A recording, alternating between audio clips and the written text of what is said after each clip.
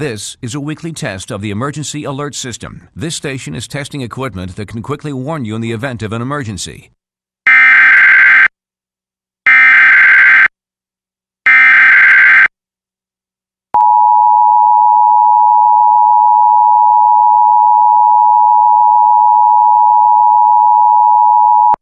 A civil authority has issued required monthly test for the following counties or areas: Grays Harbor, Pacific, Washington, at 8:15 p.m. on August 7th, 2023, effective until 11:15 p.m.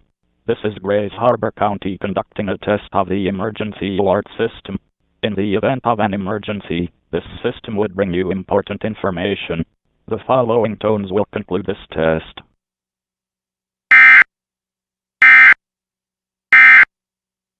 This concludes this test of the emergency alert system.